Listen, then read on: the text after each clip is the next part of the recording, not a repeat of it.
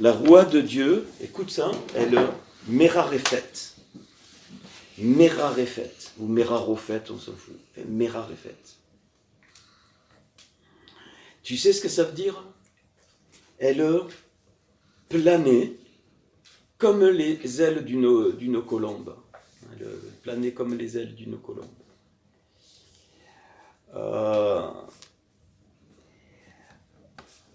Et on peut traduire aussi ce mot par couver, comme une poule qui couve. Elle met les œufs sous ses ailes sur la surface des eaux. Je te donne ça parce que ça, je connais ce phénomène depuis un moment. C'est du vécu. Et je ne sais pas si ça va passer. Et plus,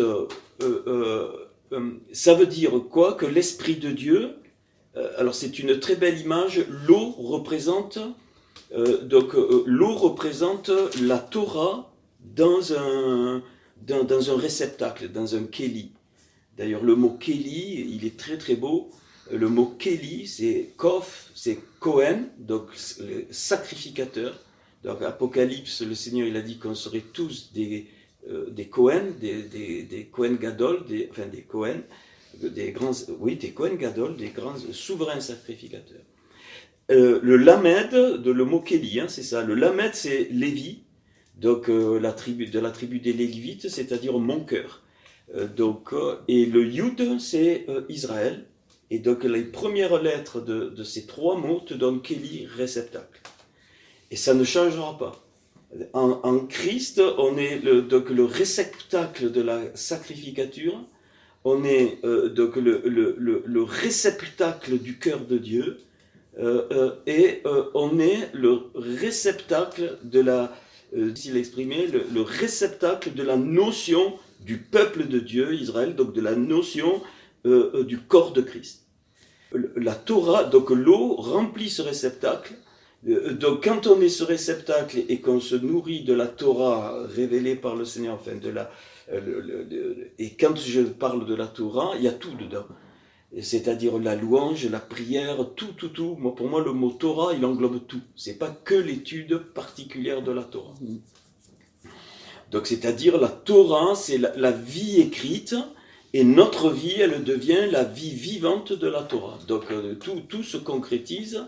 Mais d'abord, la Torah, c'est ce qui est écrit, ce qui reste, et c'est pour ça que les Juifs, ils ont la Torah écrite et le Pshat, c'est-à-dire la Torah orale qui se sont transmis depuis Moïse, depuis que... d'accord. Et c'est pour ça que Paul, il nous dit qu'on devient des lettres lues. Donc le vrai réceptacle. On devient des vrais réceptacles. Alors j'en retoucherai peut-être 2 mots vendredi, mais vendredi j'ai à cœur quelque chose de fort qui va dans le sens de la reconstruction, mais on ne va pas encore aborder les portes, je crois. Mais ça ne fait rien, s'il faut les aborder, on les abordera. Donc le Kéli, ça veut dire donc réceptacle. C'est magnifique. Hein. Donc le Kof, donc voilà. Ce qui m'est venu... Hein, donc l'Esprit de Dieu planait sur les eaux. J'ai dit, mais Seigneur, mais il n'est pas écrit que l'Esprit de Dieu a soufflé dans les eaux et l'Esprit de Dieu est rentré dans l'eau. Il couvait, il était dessus. Quand on est baptisé de l'Esprit et le souffle de Dieu rentre dans notre roi sans problème. Et j'ai dit, mais pourquoi il y a le mot Merarephet, le Merarephet, donc pourquoi puisque j'étais quasiment convaincu que, ben voilà, tu es, hein, c'est dedans, ça devrait être dedans. Et là, alors je vais envoyer la chose, c'est que plus on y va, l'étincelle qui est descendue du Seigneur, qui elle est l'étincelle qui est descendue du Seigneur, donc qui est dans notre corps, donc elle a pris un corps, donc tu as ton corps, j'ai mon corps, elle a pris un corps, et déjà quand il est né de nouveau, ça veut dire que une partie, donc parce que tu étais vivante, donc la nefesh elle est vivante, donc la roua elle est éteinte, quand tu es né de nouveau, la roue, elle s'est enflammée, donc tu as découvert, d'accord. Et après, quand tu avances, la neshama se développe, parce que c'est là qu'il y a les choses de Dieu. Dans la neshama, il y a toutes les choses qui te donnent l'intuition de Dieu, de la prière, quand tu sens de louer, quand tu sens de chanter, quand tu sens d'étudier la Torah, d'obéir, ainsi de suite. C'est dans les neshama. Mais c'est une marche, et ça veut dire que c'est d'abord la neshama qui reçoit la Torah, écoute, c'est ça, ce qui m'est venu, et la neshama plane par l'esprit, par l'esprit, la Torah plane, et c'est la neshama qui la reçoit, et la neshama n'est pas encore dans le réceptacle. Et en fait, quand ça se fait, la chose que tu la reçois, et c'est pour ça que moi ça me plaît ce que vous avez vécu, et cette révélation elle est magnifique. Je vais le dire, c'est que l'âme remplie de Dieu, j'y vais avec mes mots, l'âme remplie de Dieu n'est pas immédiatement, totalement dans ton corps. Ça s'est éclairé d'un coup, au fur et à mesure, elle pénètre, et elle possède ton corps de plus en plus, de plus en plus, de plus en plus. C'est une progression. Et ça, c'est magnifique, et c'est pour ça que plus il y a un homme qui est rempli une femme qui est remplie, qui vit ça, et c'est pour ça, c'est quelque chose qui se remplit, qui reste pas au même état, et tu rayonnes. Et le mot peau, c'est comme le mot lumière. Le mot lumière, c'est or, aleph, vav, ringe, et le mot peau, c'est or aussi, mais il y a une lettre qui change, c'est la première qui est le Ain. Mais c'est le même mot, or. Pourquoi? Parce que la peau, elle rayonne. Tu vois le rayonnement de quelqu'un avec sa peau, même dans le monde physique. Là, il y a des gens qui émanent quelque chose, c'est par la peau, tu vois. Le Moïse, il rayonnait avec sa peau. Le Seigneur, il rayonnait avec sa peau. Et c'est le même mot. Et donc, plus tu es plein de Dieu, plus ton corps va rayonner. Et donc, je vais donner une image, mais on est entre nous. Je ne sais pas si je vais la donner vendredi, je ne sais pas. On est entre nous. Ça veut dire que au-dessus de toi, Marc, Séverine, Isa, moi, pareil, eh bien, l'âme de Dieu, ta neshama, elle se remplit au-dessus de toi, et quand, hop, et elle rentre. Et pas tout de suite, c'est une progression. Ça explique que tu reçois, parce que tu entends tout ça, tac, c'est là, mais que souvent vous dites, j'ai besoin de digérer, et ça descend. Et ce que tu as vécu, c'est magnifique, ça me confirme la chose. Et bien maintenant que c'est en toi, et bien même sans parler, certains vont être dérangés, d'autres vont être bénis, l'autre il a tremblé. Amen. Et c'est pour ça qu'il y a Mera Refet, Isa. C'est-à-dire, il aurait pu dire, l'Esprit de Dieu a pris l'eau, il a pénétré l'eau, non, il couvait au-dessus, il couvait, donc il planait. Et la Torah, donc le signe de la Torah, c'est l'eau, et le fond des mers, le réceptacle, c'est le Kéli, c'est nous. Donc l'âme remplie de la Torah, eh bien, elle n'est pas immédiatement dans le réceptacle. Elle progresse au fur et à mesure et ça descend, le progresse et ça descend en nous. Et en fait, on devient ainsi, comme il dit Paul, une lettre lue. C'est à ce moment-là que la Torah écrite, elle ne reste plus dans l'intellect, elle ne reste plus dans l'écrit, elle devient vivante en nous littéralement, comme l'eau, comme l'eau, elle est vivante. Alors, dans cette dimension, Marc, mais alors, ton petit témoignage et trucs, ça m'a... je voulais pas le dire encore, mais là, ça m'a déclenché pour le dire, c'est fait. Et ça, il faut que alors, tout le monde, mais en particulier, alors je sais pas comment on va le transmettre, en particulier un apôtre et un prophète doivent vivre cette dimension pour être un vrai réceptacle du don. Sinon, il y a le danger de retourner dans les choses qu'on a connues si on ne comprend pas cette dimension. Ça explique que le Paul dans Éphésiens, quand il dit qu'il veut qu'on soit rempli de toute la plénitude de Dieu. Et notre réceptacle, il n'est pas figé. C'est-à-dire que quand il est rempli, hein, ce que le Seigneur m'a montré, eh bien c'est le Seigneur, il y a un verset dans l'Écriture qui dit déplace les bornes, et de suite après ne déplace pas les bornes. Et ça correspond à ça aussi c'est tout récent, c'est magnifique. J'ai pas eu le temps de voir comment on dit les bornes dans, mais bon, ça m'est venu, donc je fais confiance.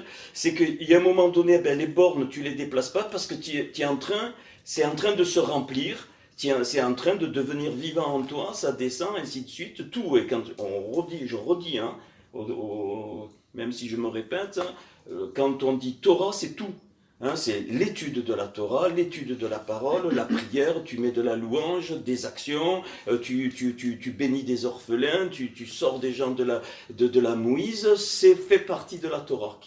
C'est plus la Torah étude, mais c'est la Torah que tu mets en pratique. Quand je dis, c'est exactement tout ça. Et à un moment donné, et c'est ça la vraie marche, et à un moment donné, quand le Seigneur sait, eh bien, tu élargis les bornes, c'est lui qui le fait, ton réceptacle devient plus grand, et hop, ok.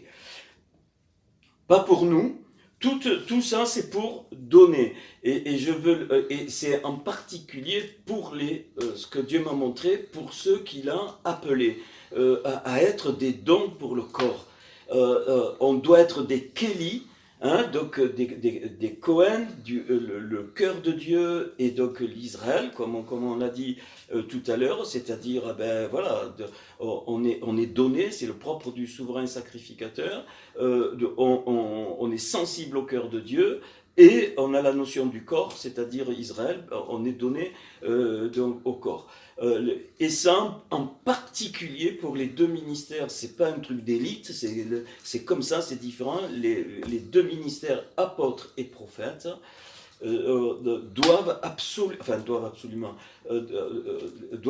être dans cette dimension. Pourquoi ? Parce que le Seigneur, il rend la Torah vivante, et on ne peut pas rester sur des choses qui datent depuis des années, non pas qu'elles n'étaient pas bonnes, mais parce que les temps changent, les choses changent, et c'est le Seigneur qui renouvelle l'eau de la Torah pour le moment adapté. Et ça, c'est pour moi un vrai ministère. Et ce que j'aimerais, c'est que ceux qui ont qui seront reconnus par le corps, enfin reconnus, où le corps va discerner un apôtre, un prophète, un pasteur, un docteur, peu importe, il faut qu'ils reçoivent cet enseignement. Alors peut-être c'est un peu tôt pour le moment, mais il faut qu'ils reçoivent ça. C'est pas le fait de lire la Bible, de préparer un message et de donner le message. On n'est pas dans cette dimension. On ne peut pas être dans cette dimension.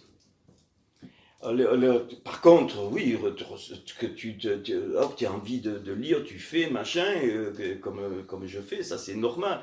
Mais c'est pas dans la dimension de dire je vais préparer un message parce que je suis ministère et parce que je dois donner. Ça, il faut que ça sorte de nous. Non, non, non.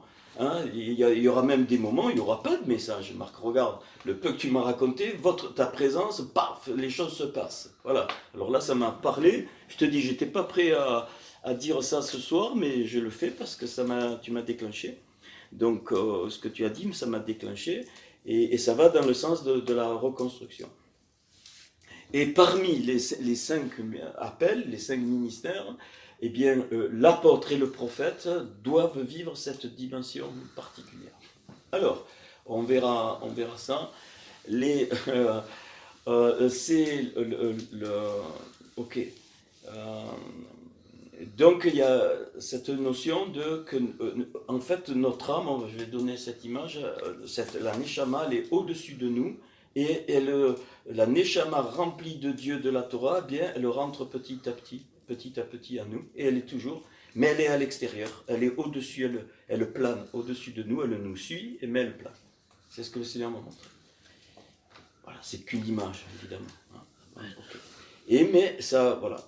Par contre, notre nefesh, elle est en nous, elle est dans le sang, la nefesh, hein, ça on l'avait vu. Hein. Et la roire, quand on a été baptisé du Saint-Esprit, la roire, eh bien, elle vit en nous, hein, c'est le souffle de Dieu. Ce que le Seigneur est en train de faire, le Seigneur, il est en train de restaurer donc son corps dans les 7 dimensions du corps qu'il a toujours voulu, qui correspondent aux 7 attributs qui ne touchent pas la Bina, la Rorma et la Keter, qui sont côté du Seigneur. Ça a été fort, ça, Marc. Cette révélation a été forte, après on trie. Et les 7 églises de l'Apocalypse, dont le Seigneur parle, que celui qui a des oreilles pour entendre, c'est exactement ça, correspondent aux 7 attributs, 7 fois, mais pour la communauté.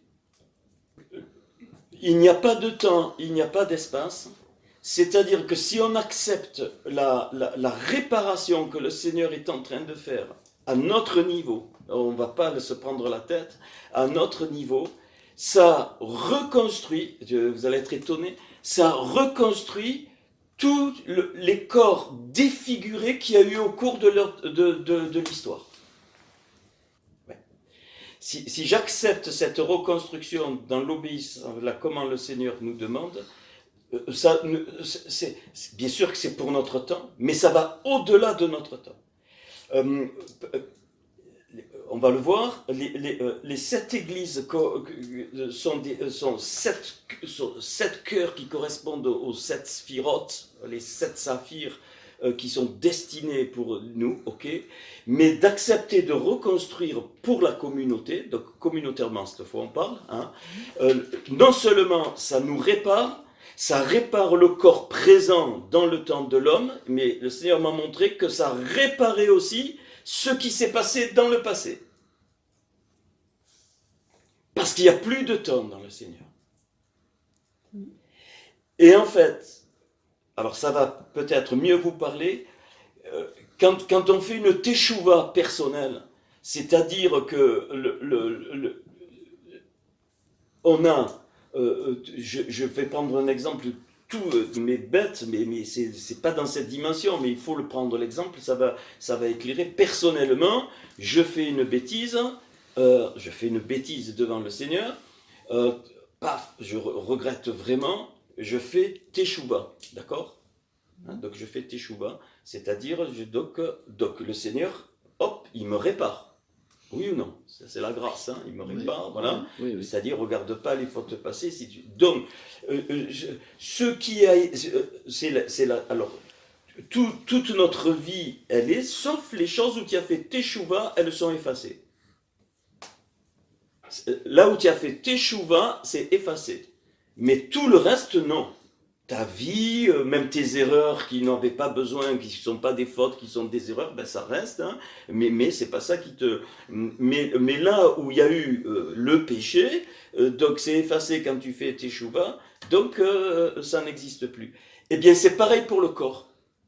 Comme le Seigneur voit qu'un corps depuis toujours, depuis que l'Église est née, lui, il voit que le corps, il n'a pas de temps, pas d'espace. Donc, s'il y a une teshuva dans un domaine du corps, eh bien, ça répare le reste. Je ne parle pas de ceux qui ont vécu, ça ne nous regarde pas. Mais je dis, ce que j'ai ressenti très fort, c'est ça, c'est que comme il y a la teshuva individuelle efface ma faute, le Seigneur efface la faute, la teshuva communautaire, évidemment faite par un échantillon, parce qu'on ne peut pas réunir tous les chrétiens du monde entier, faite par un échantillon, eh bien, c'est venu fort dans mon cœur, petit homme, j'efface aussi. Ça ne veut pas dire que ceux qui ont fait des bêtises, qui ont entraîné les gens, c'est le Seigneur qui s'en occupe. Mais pour le corps, la teshuva, elle est faite.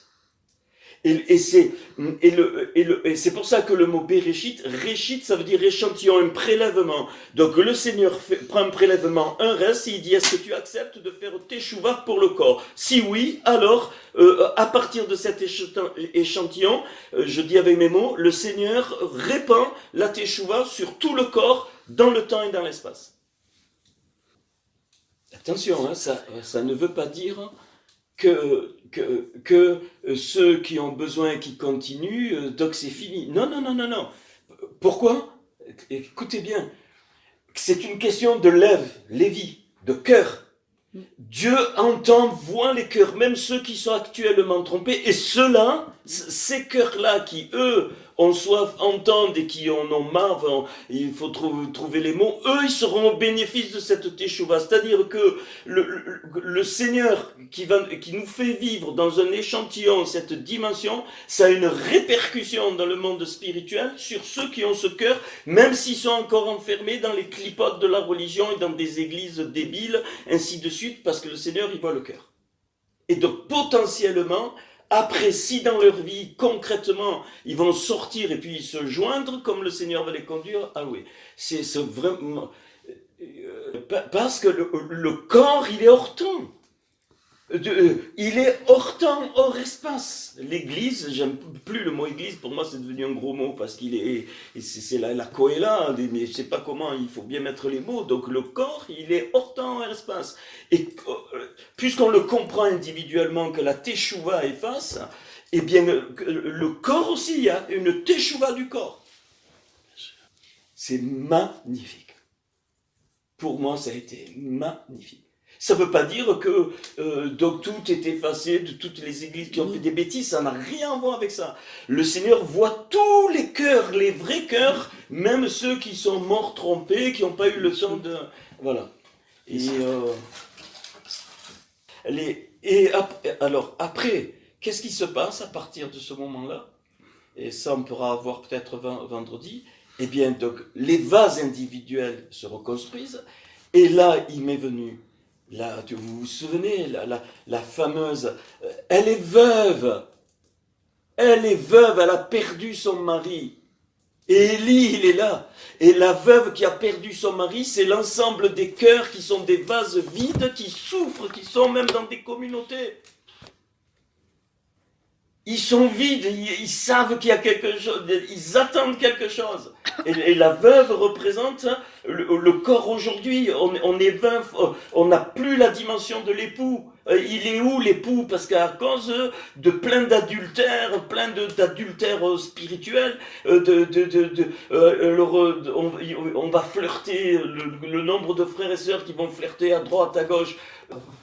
Donc j'ai parlé donc des vases, elle est veuve, donc elle n'a pas d'époux.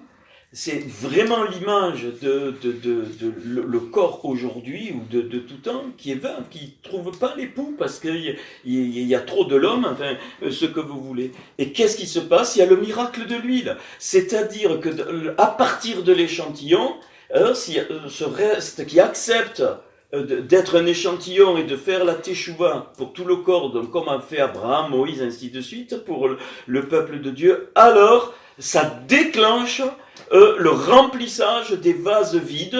Quand je dis les vases vides, c'est pas tout le monde, c'est ceux qui ont vraiment un cœur.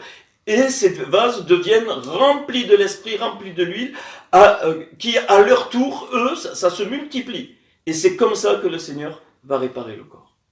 Donc je veux voir cette dimension de la reconstruction du corps, et il faut absolument que les ministères, enfin pas ceux qui prétendent le ministère, mais ceux qui sont vraiment en appel au ministère, il faut qu'ils aient cette dimension du Kéli, cette dimension de la communauté, cette dimension de la Neshama qui est à l'extérieur et qui doit rentrer en nous, et de ce don et de la multiplication. Vous êtes d'accord avec ça? Ok. Eh bien, donc, et c'est pour ça que quand il y a donc l'image des 7 églises dans l'Apocalypse, eh bien, le Seigneur nous donne quelques clés pour vraiment être efficace dans cette reconstruction. Alors déjà, je vais lire, on va lire en français, sinon si j'attaque encore un peu dans l'hébreu, on s'en sort plus. Donc Jean aux 7 églises. Donc Jean chapitre 1 verset 4, qui sont en Asie, que la grâce et la paix vous soient données de la part de celui qui est et qui était, qui vient, et de la part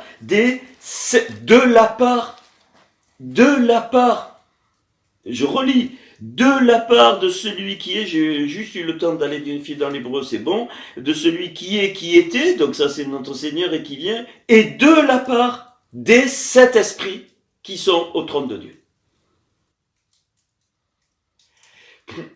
Et donc les anges qui sont sur les églises sont des malars, sont des autorités que Dieu a placées Mais c'est dans le monde spirituel, hein, on est dans le monde là vraiment spirituel, oublié, hein, et donc ça répercute ici-bas, hein, on n'est pas du tout dans le monde telle église, oubliez ça, hein, c'est le corps spirituel du Seigneur, donc on est dans cette dimension, et les ministères vont œuvrer, les vrais ministères doivent œuvrer dans cette dimension. Donc les 7 esprits, eh bien c'est les 7 autorités qui sont sur les sphirotes, les 7 sphirotes, donc les 7 qui ne sont pas la Bina, la Rorma et la Keter, donc il en reste 7.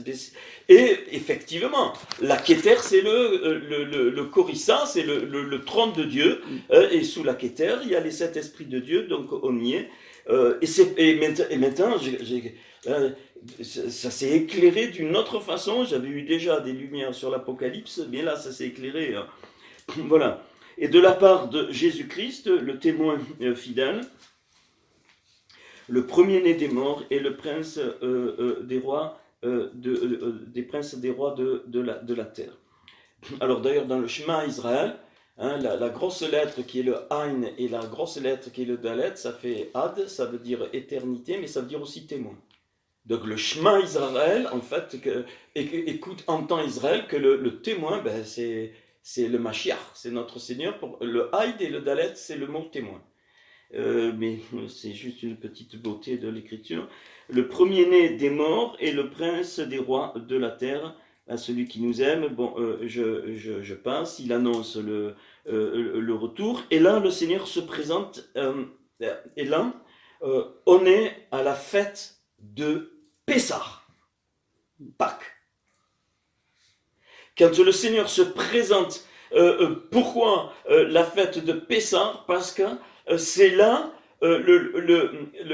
on va voir ça, quand le Seigneur a déclenché le Shabbat, en fait le Shabbat c'est pas le repos pour se reposer, c'était la plénitude de ce que Dieu avait créé. Le Shabbat, c'est la plénitude de ce que Dieu avait créé.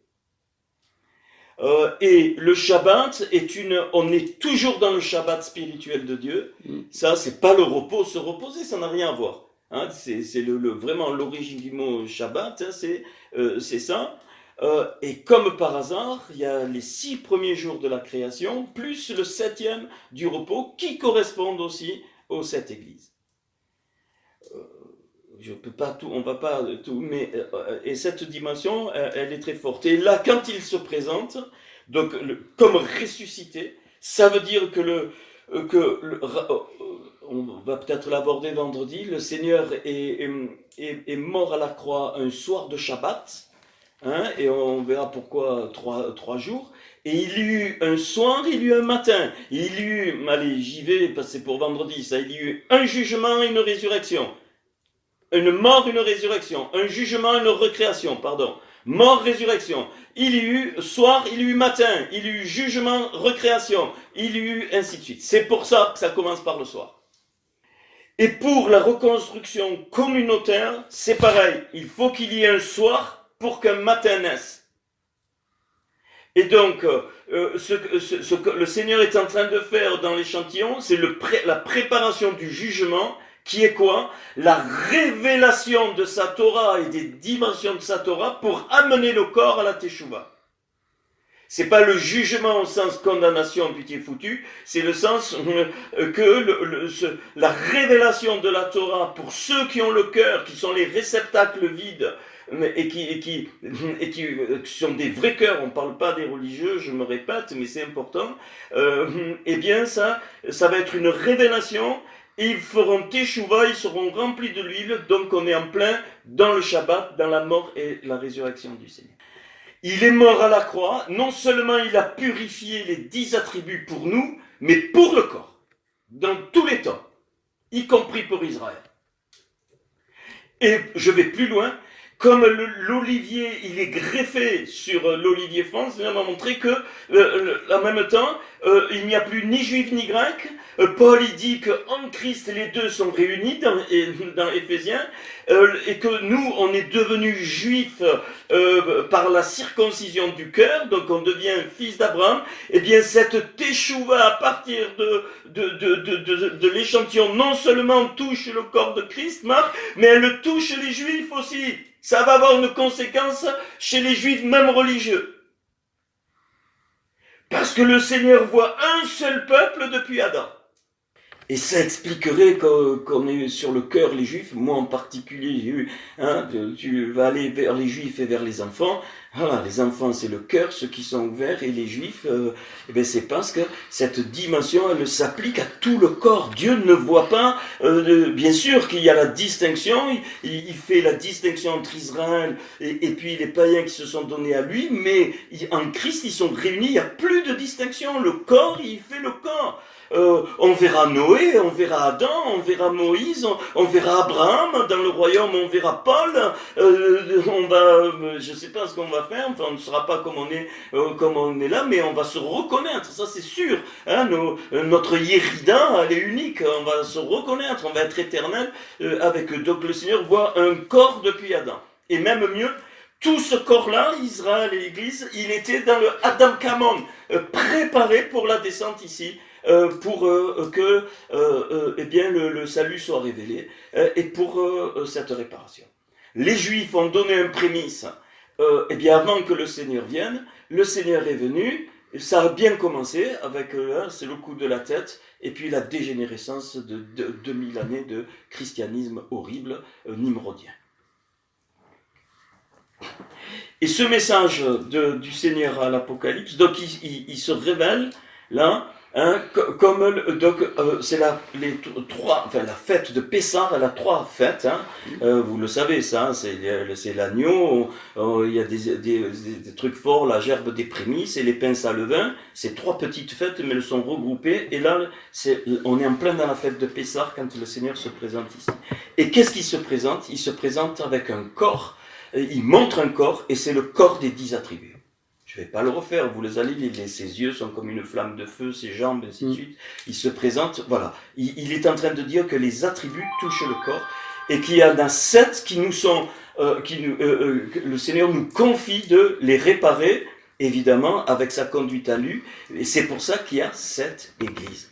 Parce que le Seigneur veut toucher la réparation des 7 sphirotes, des 7 saphirs, des 7, appelez comme vous voulez, des 7 attributs, pour le corps cette fois. Voilà, le mystère, alors verset 20, là on a approché un peu ce mystère des 7 étoiles que tu as vu dans ma main droite.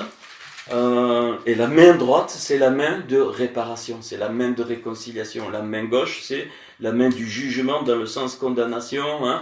Mais la main droite, il tend la main droite, c'est-à-dire c'est une dimension. On est dans une dimension aujourd'hui de réparation, de reconstruction, et donc de teshuva communautaire qui vont toucher même les Juifs. Et 7 chandeliers d'or, le chandelier, la menorah, qui représente quoi? Non seulement le chandelier, ça représente évidemment le corps, mais le corps quoi? Avec les 66 éléments, c'est-à-dire le corps rempli de la Torah vivante.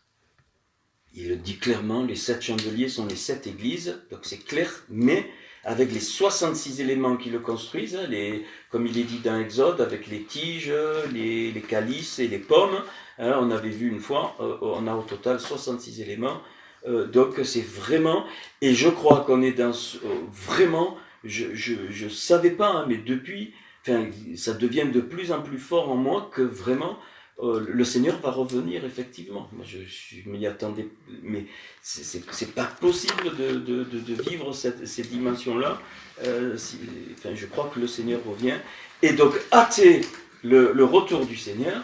Eh bien, c'est aussi dire, oui Seigneur, j'ai compris, j'ai capté, j'accepte d'être participant entière à cette teshuva communautaire, et alors on hâte la venue du Seigneur. Bien sûr, nul ne connaît ni l'heure ni le jour, parce que Dieu est Dieu,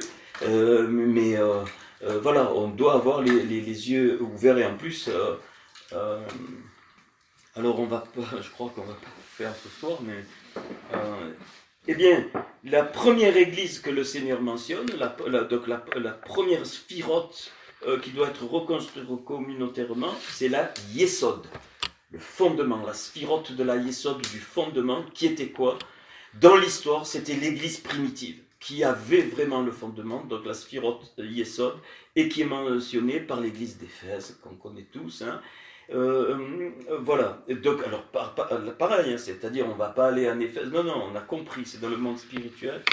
Et cette église, l'église d'Éphèse, c'est la dimension, l'église d'Éphèse, donc la sphirote du Yesod, c'est la dimension de l'amour de la croix, donc l'amour de la vérité. Cette église, elle avait le fondement Christ, le seul fondement Christ. Pourquoi? Parce qu'ils avaient la révélation du sacrifice de la croix, comme on l'a vu. Et ça, il faudra le donner pour que les réceptacles puissent se remplir. Il faut absolument redonner le vrai message de la croix. La croix, c'est pas viens à la croix et tu es guéri. Non, viens mourir avec le Seigneur. Pas pareil. Et donc la reconstruction de cette sphira, ici, cette église d'Éphèse, donc me parle de la reconstruction du vrai Ahava, du vrai amour, qui va forcément avec le Hamet, c'est-à-dire la vérité. Donc cet amour-là, eh bien, il peut faire mal, ainsi de suite, mais c'est absolument nécessaire. De revenir au vrai fondement et donc de retrouver la vraie prédication de la croix. Il dit, voici ce que dit celui qui tient les 7 étoiles dans sa main droite. Donc qu'est-ce que ça veut dire? Ça veut dire que cette église qui a été physiquement vivante et qui spirituellement est toujours vivante, parce que tout est éternel, elle est là, cette église, elle existe, mais elle a besoin d'être réparée. Ça veut dire que Christ était au centre, les 7 chandeliers. Il est maître de cette église. Et elle travaille, cette église, donc elle rend concret les choses spirituelles sur la terre, parce qu'il lui dit tes œuvres, ton travail, ta persévérance, et aussi que tu ne peux supporter les méchants, c'est pas les païens, hein, c'est pas ça, c'est les contradicteurs, ceux qui s'opposent à Dieu, ceux qui ont l'esprit de l'ennemi, hein, c'est ça qu'il dit, il n'est pas en train de parler des méchants, de ceux qui ne sont pas convertis, pas du tout. Que tu as éprouvé, voilà, ceux qui se disent apôtres, c'était une église où les faux apôtres ne pouvaient pas passer, parce qu'il y avait le fondement. Et ça, on a besoin de retrouver ça. De participer, et qui ne le sont pas, tu les as trouvés menteurs, tu as de la persévérance, tu as souffert à cause de mon nom. Pareil, la notion de la souffrance permise par le Seigneur doit être reconstruite dans cette sphira, que tu ne t'es point lassé. Mais voilà. Le seul reproche, tu as abandonné ton premier amour, c'est-à-dire que peut-être avec les choses qui se sont passées, comme un couple qui était amoureux, fou amoureux, ils auraient fait l'un pour l'autre n'importe quoi, puis au cours des années, je t'aime toujours, mais bon, voilà, tu sais, on a des occupations, voilà. Et c'est ça qu'il lui reproche. Il lui reproche pas l'abandon, il lui reproche de ne plus être amoureux. Et ça, il n'y a rien à faire, il faut que ça revienne. Parce que l'un va avec l'autre. La révélation profonde de la croix et du sacrifice du Seigneur au-delà de notre petite vie, c'est-à-dire, comme on l'a vu, le sacrifice, il touche tous les mondes, il touche l'univers entier. Cette révélation, donc la mort dans la terre, enfin, être baptisé dans la mort, c'est ça, ce que le Seigneur a souffert à la croix pour chacun, nous permet d'être et de rester amoureux. Et cette église, peut-être, et voilà, elle avait perdu, elle s'était au truc, et il lui fallait à nouveau la révélation du vrai fondement. Voilà, c'est quelque chose de terrible que de plus être amoureux. Hein, je pense que vous savez, voilà. Et quand on est vraiment amoureux, la relation, elle est dans les deux sens. C'est-à-dire, on connaît les profondeurs de celui qu'on aime et on connaît les profondeurs de celle qu'on aime. Et il y a un échange tel que les deux quasiment se confondent. C'est le propre de l'époux. Il se déclare comme un époux à cette église, mais qui a perdu cette dimension de l'amour. Et donc ça, c'est une sphira communautaire qu'il faut travailler, je crois que par l'enseignement, pas par les contacts, en parlant, j'en sais rien comment les sœurs vont faire, mais si des sœurs doivent enseigner aussi, elles le font, il le faut, hein, plus tard, enfin, mais il le faut. Moi, je vous livre simplement ce que dans mon cœur, après, il n'y a pas tout, ça c'est clair, qui pourrait prétendre. Voilà, tu hais les œuvres des Nicolaïtes, œuvres que je hais aussi. Bon, on sait à peu près ce que c'est les Nicolaïtes, hein, ils péchaient par grâce, entre guillemets, je crois. Hein. Bon, enfin, c'est pas important. Que celui qui a des oreilles entende ce que l'Esprit dit aux églises. Voilà, moi, ce que j'ai entendu. Hein. À celui qui vaincra, je donnerai regardez ça, à manger de l'arbre de la vie, de l'arbre des vies, j'ai vérifié, c'est Etz Chaim, au pluriel. L'arbre des vies. Dans le Gan Eden, paradis, c'est Gan Eden de Dieu, dans le jardin d'Éden de Dieu.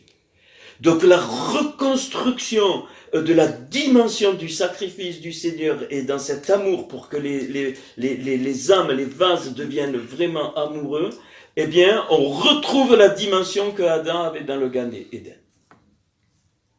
Et je ne sais pas quand notre étincelle va repartir, alors vous savez que le Seigneur, on repart quand notre mission, le Seigneur, il estime qu'elle a été accomplie sur la terre, il ne te laisse pas. Il s'en fout totalement, c'est ce qu'il m'a montré, totalement du matériel. Bien sûr, il prépare tout, il est parfait, donc c'est pour ça qu'on doit être en obéissance parfaite à lui. Mais quand ta mission est finie, il prend l'étincelle. Il la monte où il veut, peut-être. On est dans le Gan d'Éden, peut-être on est dans un autre endroit, peut-être on redescend, je crois que Dieu peut remettre l'étincelle où il veut, peut-être dans un autre monde, je ne sais pas, j'en sais rien, mais on s'en fout, mais voilà, cette première sphira communautaire, la Yesod, le fondement doit revenir, doit être reconstruit. Deuxième église, alors je ne pourrais pas tout faire, hein. Mais alors la deuxième, c'est l'église de Smyrne. Alors c'est pour moi l'église de Smyrne, c'est l'église qui connaissait la vraie Emouna. Donc la fidélité, elle est marquée par la fidélité, et donc elle m'a fait penser à la Netzstar, c'est-à-dire la sphira. Qui me parle de l'éternité, de la victoire, de la persévérance, d'allonger le temps. Hein. La Netzstar, c'est vraiment ça, c'est la persévérance, la patience à toute épreuve. Hein.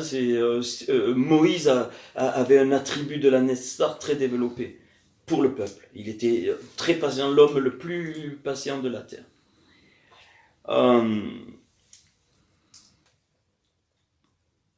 Et donc, et dans la fête de Pessah, je crois je suis convaincu, alors je l'affirme, elle correspond à la gerbe des prémices, c'est-à-dire à la présentation de ce prélèvement. Elle avait accepté d'être un échantillon, c'est-à-dire de ne pas être comme les autres, parce qu'elle avait gardé la vraie Emouna, qui n'est pas la croyance, hein, on l'a vu, et que la Emouna n'est vraie que quand tu es dans l'onction que Dieu a mis sur toi, et que tu n'œuvres que dans les dimensions que Dieu t'a réservées, la Emouna le descend. Sinon, non. On n'a pas la Emouna dans tous les domaines. Alors, je connais ton affliction et ta pauvreté, bien que tu sois riche.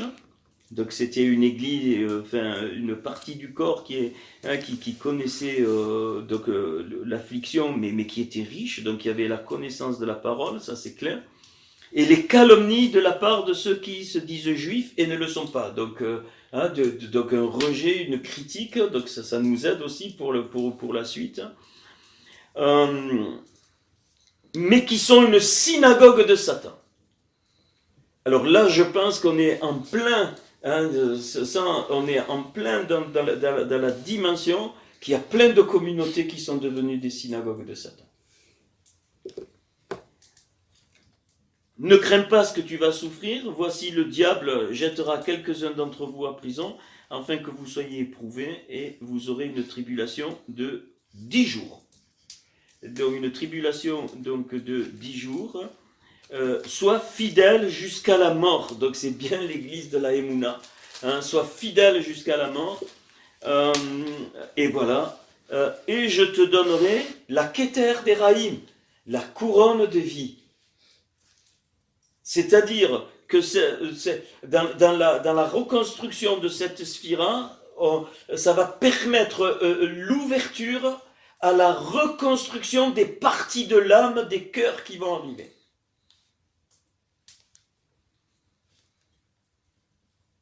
La Keter Raïm, la couronne des vies, hein, c'est donc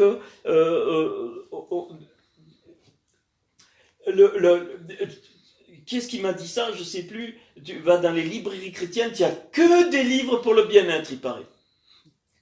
Ou centré sur machin, c'est le bien-être, plus personne ne veut passer un brin de souffrance pour le Seigneur. On y va, donc il va falloir redonner ce message de la souffrance dans le bon sens du terme, avec des exemples comme Job, comme tous les prophètes qui ont souffert, comme il dit Jacques. Donc, et ça, il va falloir que le vrai prophète il rentre dans cette dimension. Pourquoi?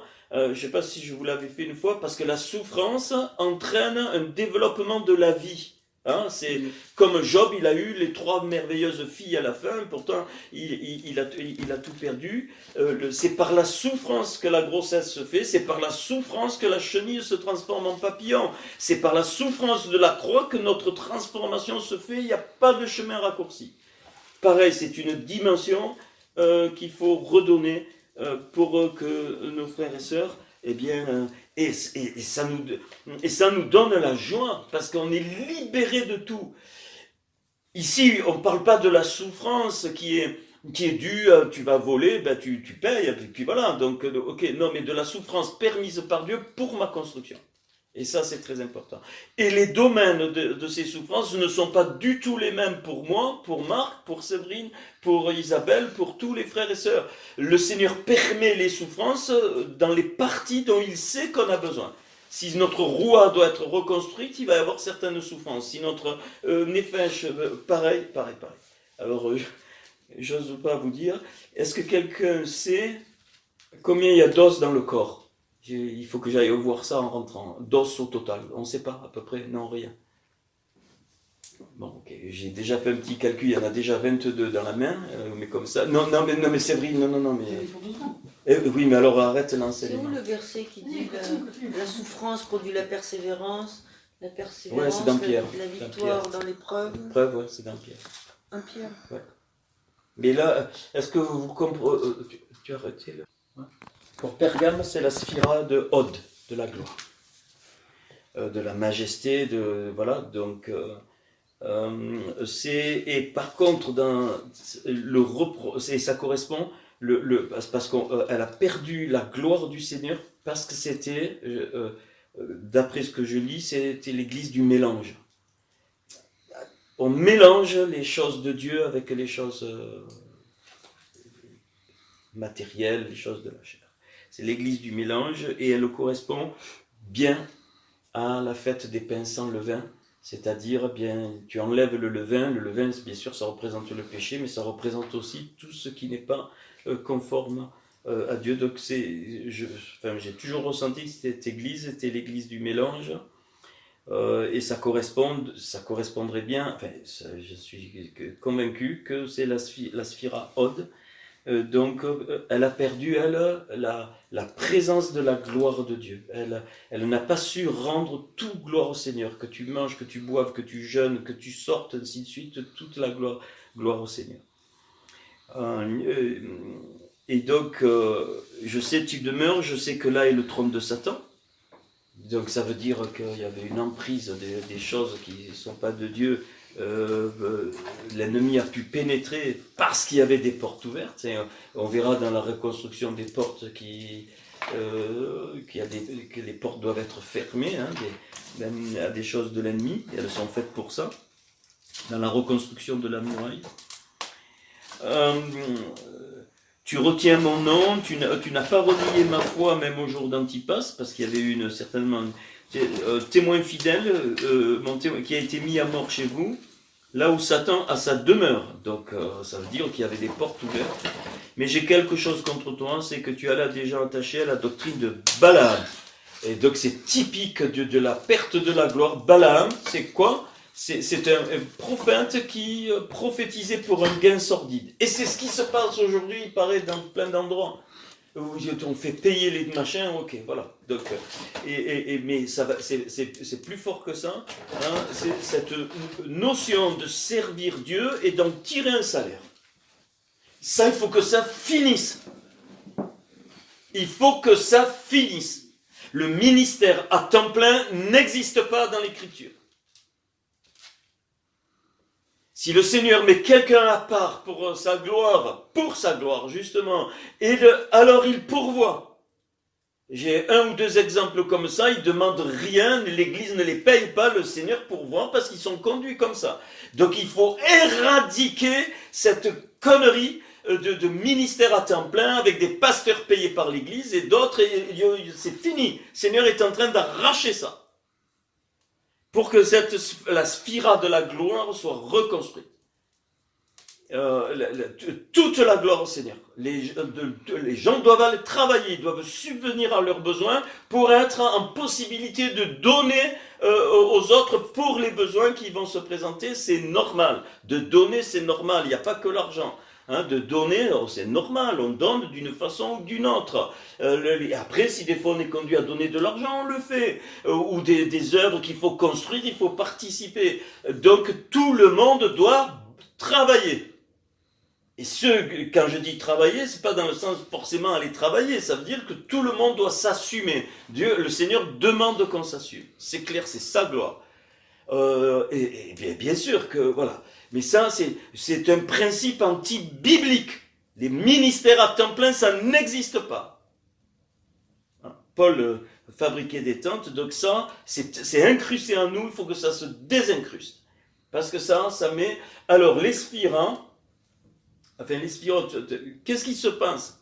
Alors, bien sûr, on dit, oui, mais quand même, le Seigneur, il a béni. Mais ce qu'on ne voit pas, c'est qu'en fait, alors, il y a deux mots en hébreu, il y a la tananatov et la tananara. La tananatov, c'est-à-dire la tendance, ce qui nous fait faire le bien. Hein, c'est la partie de notre neshama qui veut nous faire du bien. Puis il y a la tananara, la tendance donc la tendance au mal. Ce qu'on n'arrive pas à comprendre, on dit ah ben bon, ok, c'est bon, j'ai fait machin, mais c'est que la tananara, elle n'empêche pas la bénédiction, pas du tout. La tananara le met un voile sur la sphira.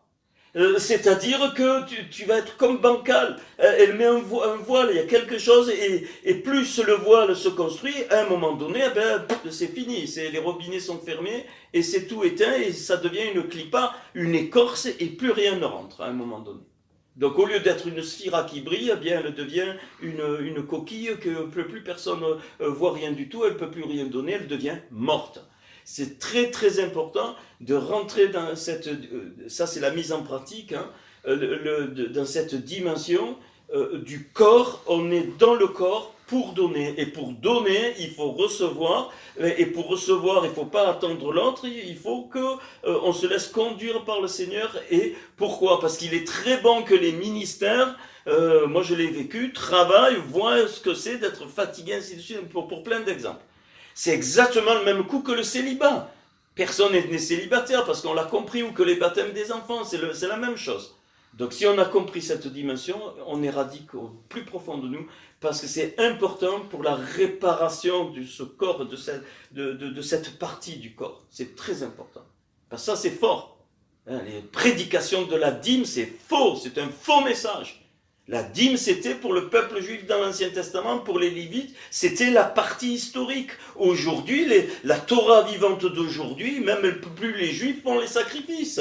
Ils ont même plus voilà, ils sont, hein, les rabbins même travaillent. Il y a des rabbins qui travaillent, ça je le sais. Parce qu'on est dans une autre dimension. Les principes sont restés, mais Dieu nous les fait vivre d'une autre façon. On ne fait plus des sacrifices humains. Et c'est pas pour rien que Paul, dans cette dimension-là, qu'est-ce qu'il dit? Il dit que chacun, au début de la semaine, mais enfin, c'est une façon de parler, c'est pour nous donner un principe. Mais c'est même pas là-dessus que je veux vraiment... Hein, c'est sur cette notion de la perte de la gloire, parce que la sphira, elle s'est voilée, parce que, voilà, on profite du corps. Voilà. Cette église, du mélange, le principe du monde profite de l'autre. Et ça, il faut dégager ça. Et c'est pas une question qu'on manque de grâce ou pas du tout. Sinon, on n'arrivera pas. Hein. Ça, c'est sûr que. Enfin, on n'arrivera pas. C'est pas nous qu'on reconstruit, mais le Seigneur, il a besoin d'éléments, il a besoin d'un échantillon. Voilà. De même, toi, tu as des gens pareillement attachés à la doctrine, c'est-à-dire qui utilisent l'évangile pour un gain. Repens-toi, donc fais tes chouvins. Sinon, je viendrai à toi, je les combattrai avec l'épée de ma bouche, et je les combattrai avec l'épée de ma bouche. C'est-à-dire que le Seigneur, il va venir un temps, bien-aimé, et bon, ça c'est entre nous, il va venir un temps où des choses graves vont se passer dans les communautés, parce que Dieu va faire passer l'épée. Il va y avoir des morts, comme Ananias et Saphira, de plus en plus. Voilà, et la promesse à celui qui vaincra, je donnerai la manne cachée. Là, il est beau, le mot hébreu c'est mana. Il savait pas, et ça veut dire c'est quoi mana, et c'est la même valeur numérique que Adam, que l'homme, la mana. Caché, je lui donnerai un caillou blanc, et sur ce caillou est écrit un nom nouveau que personne ne connaît, si ce n'est celui qui le reçoit. C'est-à-dire qu'il y a une restauration de l'identité du corps. Un nom que personne ne connaît, grâce à la reconstruction de cette sphira. Et donc il y a une restauration de l'identité du corps, qui est Christ, évidemment, mais en même temps d'une vraie identité que Christ donne. C'est pour ça que ce nom, on ne le connaît pas. Après, alors, l'église de Thyatire, donc qui peut bon, après, dans chaque, on peut développer, hein, ça ouvre des domaines. L'église de Thyatire, ça correspond à la sphira du Reset, donc de la miséricorde, de la grâce. Voilà ce que dit donc le Fils de Dieu, donc là, la révélation du Ben Elohim, très important, pour que la vraie dimension de la grâce puisse être embrassée et comprise, dans le sens, comme je l'ai toujours dit, que la grâce est plus exigeante que la loi, on le sait, je me répète, mais c'est important, à savoir que bien la grâce a exigé donc le sacrifice du Seigneur, alors que la loi exigeait.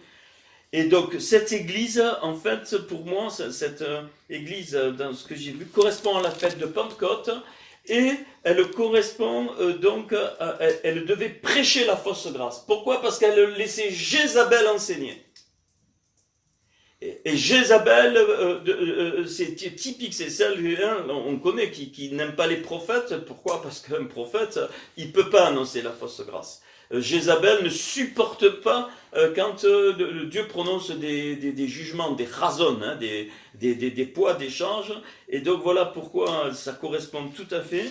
Je connais tes œuvres, ton amour, ta foi, ton fidèle service. Vous vous rendez compte, hein? Ta constance, tes dernières œuvres plus nombreuses que les premières. Donc c'était une église très très active. Donc cette sphira, la sphira de la Resed, eh bien, c'est vrai qu'elle est très active. Tout le monde parle de grâce, mais tellement aujourd'hui quasiment tous les messages sont la fausse grâce. Fais ce que tu veux et puis c'est fini, tu demandes pardon et c'est terminé. Non, ça marche pas comme ça, on le sait.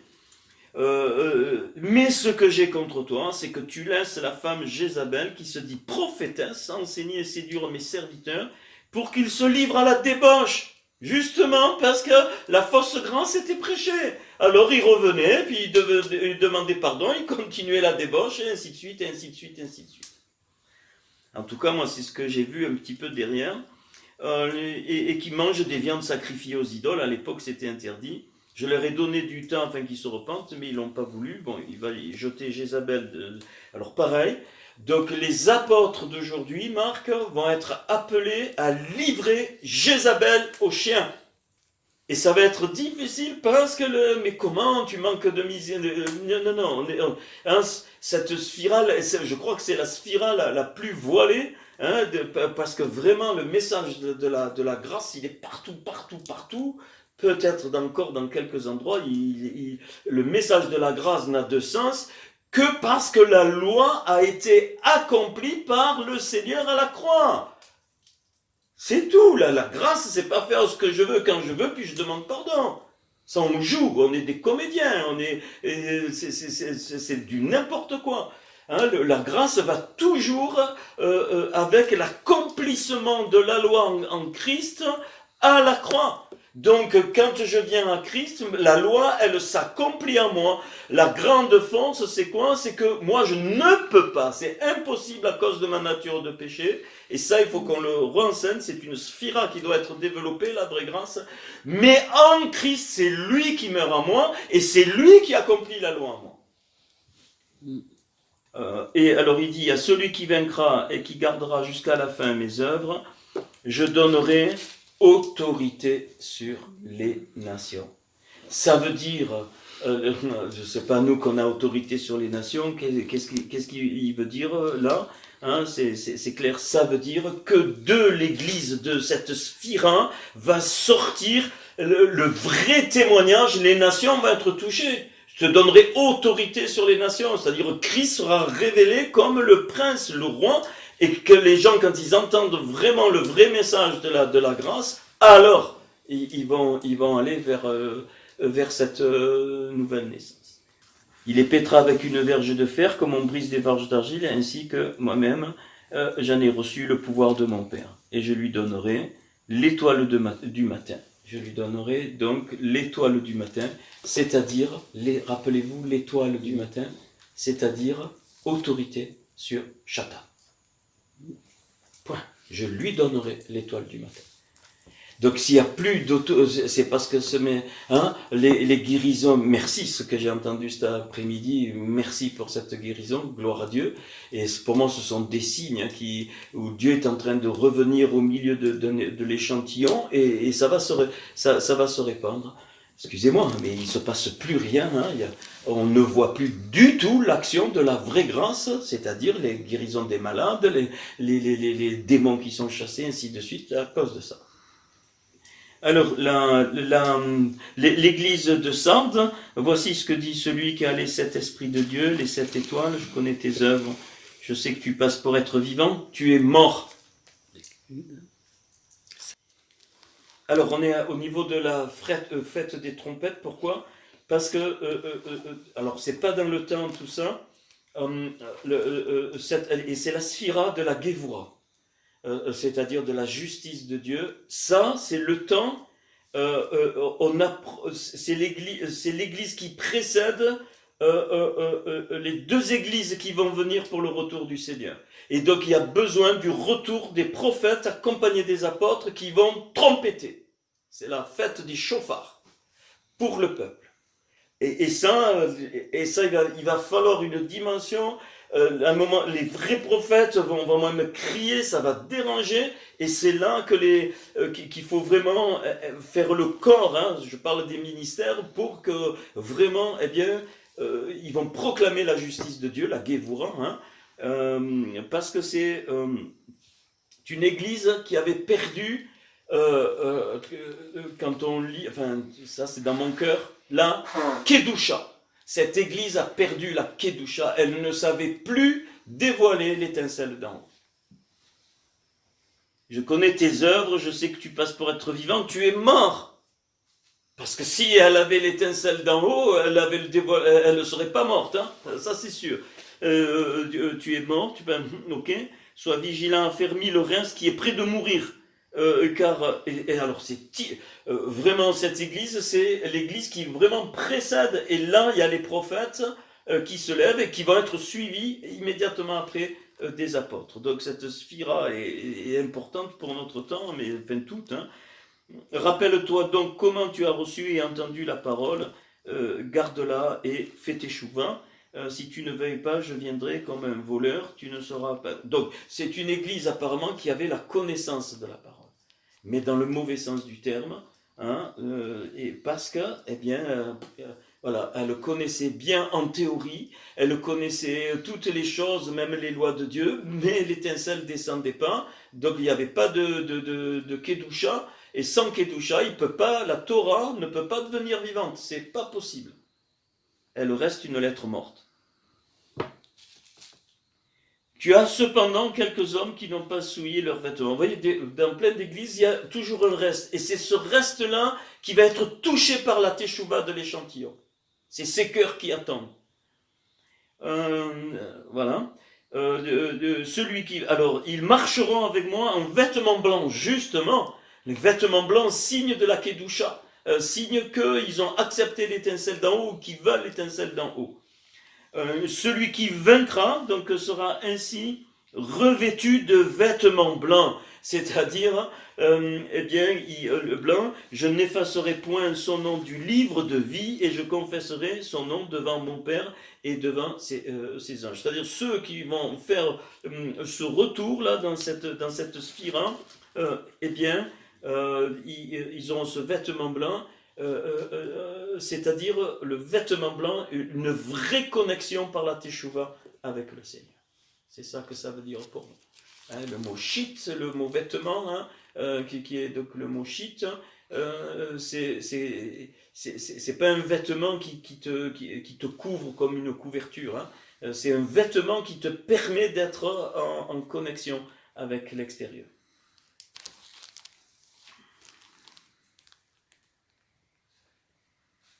La sixième, c'est donc l'église de Philadelphie. Donc, bon, ça, on avait fait les deux, hein, je me souviens. Alors, celle-là, elle correspond, magnifique. Évidemment, c'est l'église de l'épouse. C'est l'église auquel le Seigneur ne dit rien du tout. Absolument rien du tout. Et trop magnifique, ce que le Seigneur m'a montré. C'est la sphira de la Tiferet, la beauté, l'harmonie, et cette sphira, elle est en contact avec les 6 autres.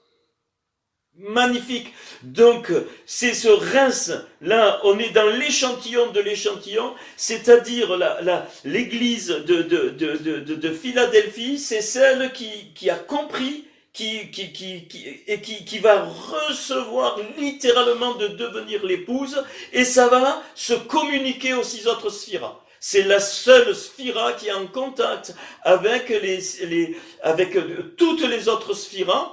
Elle est en contact, y compris avec la Keter, elle est en contact avec la Malroute, et elle est en contact avec toutes celles qu'on vient de nommer. C'est magnifique, et c'est pour ça qu'elle n'a pas de reproche. C'est parce que ce qui est décrit là, c'est les temps messianiques, c'est les temps où le Seigneur va venir passer des temps très, très difficiles, et c'est une église qui accepte de redevenir vivante en devenant l'épouse avant même qu'il revienne. Elle accepte de perdre son nom, de ne pas avoir de nom. Il n'y a plus rien du tout dans cette église. La seule chose qu'elle fait, elle garde la parole, et elle met en pratique la parole. Donc elle garde la Torah et elle rend la Torah vivante. Magnifique. Donc c'est bien l'échantillon de l'échantillon. L'échantillon de l'échantillon qui touche les échantillons, qui après ça se renvoie dans le corps. C'est très très fort dans mon cœur. Voici, et regardez, voici ce que dit le Kiddush, le Hamet, celui qui a la clé de David, magnifique, qui ouvre et personne ne peut fermer. C'est une église qui a laissé le Seigneur dans ces temps-là, qui a laissé le Seigneur être Dieu partout. Ça ne veut pas dire qu'elle n'avait pas des combats, ça... clair, hein, puisque il lui dit, je connais tes œuvres, mais parce que peu de puissance, donc on ne doit pas chercher la puissance, mais tu as gardé ma parole, et tu n'as pas renié mon nom. J'ai mis devant toi une porte ouverte que personne ne peut fermer. Je te donne quelques-uns de ceux de la synagogue de Satan. Je parle là comme ça pour ceux qui vont écouter. Magnifique, oui. Dans cette sphira va récupérer les malades de ceux des autres sphiras pour qu'ils soient réparés, qu'ils soient soignés comme un hôpital. Comme un hôpital. Parce que tu as gardé la parole de la persévérance à moi, je te garderai aussi à l'heure de la tentation. Donc on est bien là. Alors la fête qui correspond la fête qui correspond, c'est le Yom Kippour, c'est-à-dire le grand pardon chez les Juifs. Et c'est l'apparition, enfin les prophètes viennent d'apparaître avec l'église d'avant. Là, il y a les apôtres avec le Yom Kippour et les deux se collent pour réaliser l'épouse. Juste avant, le prophète, lui, le ministère de prophète, il sort pour ramener à la Kedusha, et l'apôtre arrive, et les deux, l'apôtre arrive, donc il ramène au Yom Kippour, et les deux ensemble, ça prépare l'épouse. Et elle est déjà épouse à ce moment-là. Avant même que le Seigneur vienne, c'est dans l'esprit. Voilà, je te garderai aussi donc la tentation qui va venir sur le monde, donc c'est la période, enfin, il n'y a pas de temps là, mais c'est cette notion de la préparation à l'enlèvement. Je viens bientôt, retiens ce que tu as afin que personne ne prenne ta couronne. Alors elle a une couronne, elle monte au niveau de la Kéter, celle-là.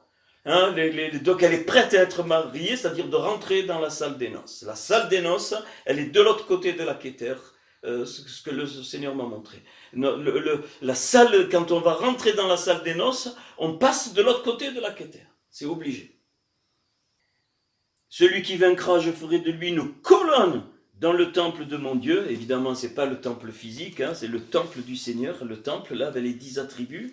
Et le temple de l'autre côté, dans lequel on sera, c'est du Adam Kadam, là où le Mashiach est de toute éternité, parfait, et de là où on sort. Il n'en sortira plus. J'écrirai sur lui le nom de mon Dieu. Donc, il perd son nom. Cette église, elle perd son nom. Elle est comme l'épouse, elle perd. Son nom, c'est le Seigneur. Et le nom de la ville de mon Dieu, la nouvelle Yerushalayim, rappelez-vous, à la fin d'Apocalypse, viens, je te montre la nouvelle Jérusalem, et il voit quoi je te montre, l'épouse de l'agneau, et il voit quoi? La Jérusalem. Donc, c'est typique de l'épouse. Qui descend du ciel d'auprès de mon Dieu, et mon nom nouveau. Donc, n'a plus de nom, et son nom nouveau, je pense que c'est le Seigneur, mais le nom, son nom est la parole, il s'appelle fidèle et véritable, que celui qui a des oreilles entende. Voilà, moi j'ai entendu ça, je vous le lis. Et puis la dernière, donc là, à bien comprendre que, donc là, il y a la sphira de la tiferet, de la beauté, de l'harmonie qui touche toutes les autres sphiras. Alors elle est en action, mais caché, il n'y a plus la gloire des hommes, il n'y a plus toutes les salades qu'on a connues. Et puis, donc, alors, cette église, la plus apostate de toutes, eh bien, c'est... alors évidemment c'est l'église de Laodicée, donc qu'on connaît, et qui correspond à la sphira de la Malroute. La Malroute, pourquoi? La Malroute, c'est la partie de la sphira, c'est la sphira qui nous ouvre sur Olam Hazé, sur notre monde. Donc c'est vraiment l'église de la chair dans sa splendeur, c'est l'église de la matérialité, c'est l'église, mais vraiment qui n'a presque même plus les dimensions des choses du Seigneur. Il n'y a plus rien du Seigneur, on utilise le nom du Seigneur, mais c'est fini. Et alors, qu'est-ce qu'il lui rappelle? Il dit, voilà, l'Amen, le témoin fidèle, le principe de la création de Dieu.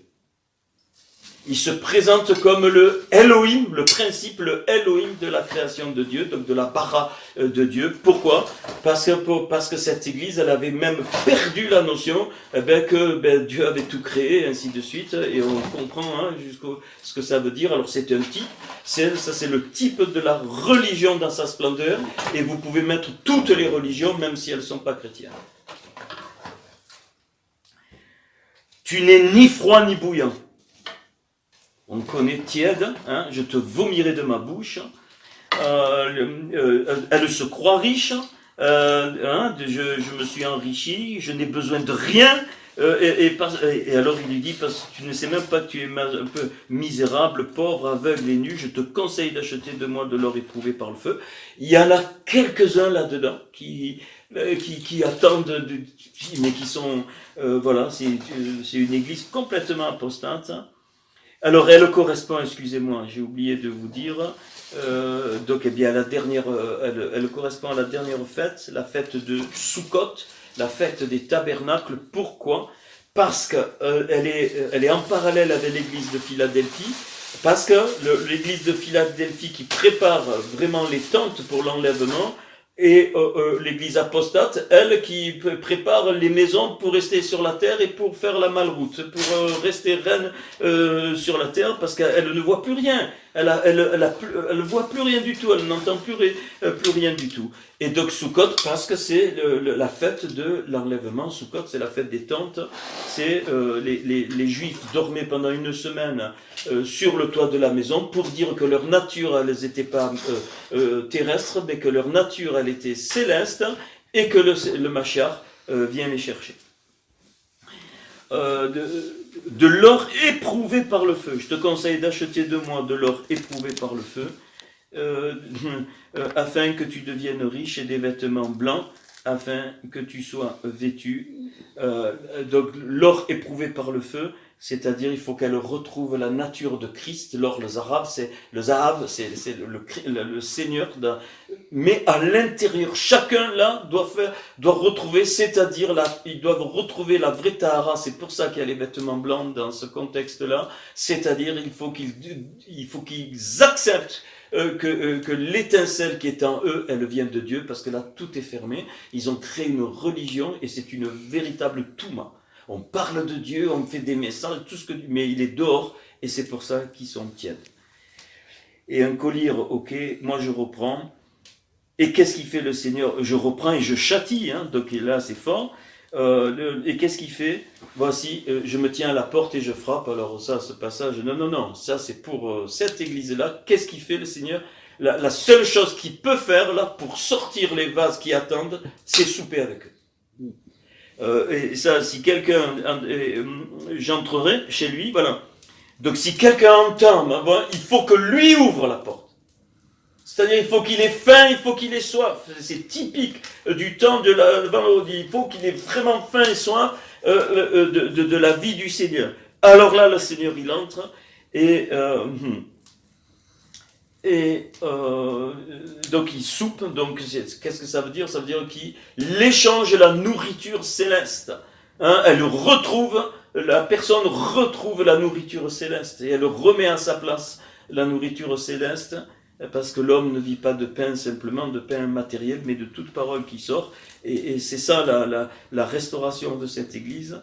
Celui qui vaincra, donc dans cette sphère-là, je le ferai asseoir avec moi sur mon trône. Ça veut dire, ça c'est les premiers seront les derniers. C'est-à-dire que ceux qui vont être récupérés du plus bas, ça ne nous appartient pas. En un instant, le Seigneur, comme le brigand à la croix, il peut les monter jusqu'au trône. Sur mon trône, comme moi j'ai vaincu et me suis assis avec mon Père sur son trône, que celui qui a des oreilles entende ce que l'Esprit dit aux églises.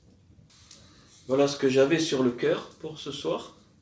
Dans la reconstruction, mais dans le sens, bien sûr, on va voir après les détails de la Jérusalem, mais dans le monde spirituel, et surtout que ce Kéli est la reconstruction, mais qui dépasse les limites du temps, de l'espace, et donc cette notion d'accepter déjà d'être reconstruits nous-mêmes, mais d'être des échantillons pour que les autres soient reconstruits. Et là, il n'y a pas autre type d'église. C'est les 7 reconstructions fondamentales qu'on va voir si on est encore vivant dans cette dimension. Et ça doit nous échapper complètement dans le temps, dans l'espace, dans la compréhension. On oublie ça, on reçoit avec notre cœur et on rentre dans la dimension du Seigneur, comment Dieu va nous conduire.